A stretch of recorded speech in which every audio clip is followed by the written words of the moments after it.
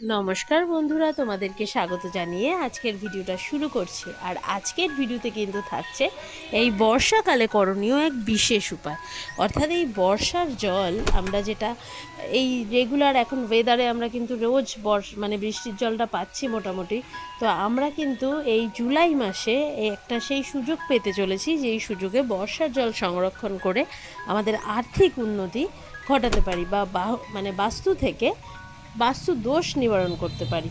তো সেই উপায়টি করার জন্য দুটি দিন হলো 21 তারিখ ও 22 তারিখ, অর্থাৎ জুলাইয়ের 21শে জুলাই ও 22শে জুলাই।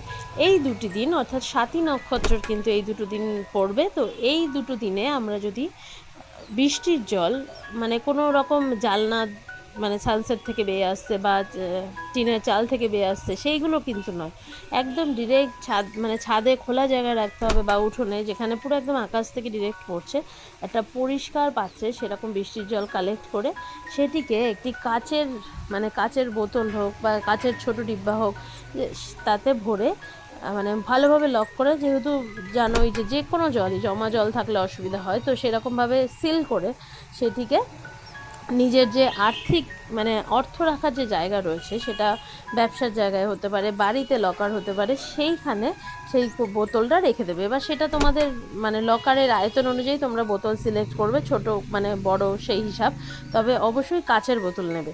আর পরিষ্কার করে সেই জলটা ভরে সেই স্বাতী নক্ষত্রের জলটা সেই ক্যাশ বক্সে বা যেটা বাড়িতে তোমার লকার রয়েছে সেখানে রাখবে। এতে করে কিন্তু সারা বছর ধরে চাকরি করে হোক, ব্যবসা করে হোক, গৃহে প্রচুর অর্থ সমাগম হবে এবং আর্থিক উন্নতি হবেই।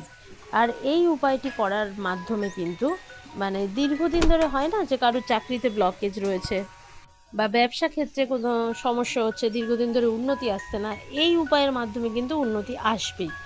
আর দ্বিতীয় আর একভাবে এই জল ব্যবহার করতে পারবে।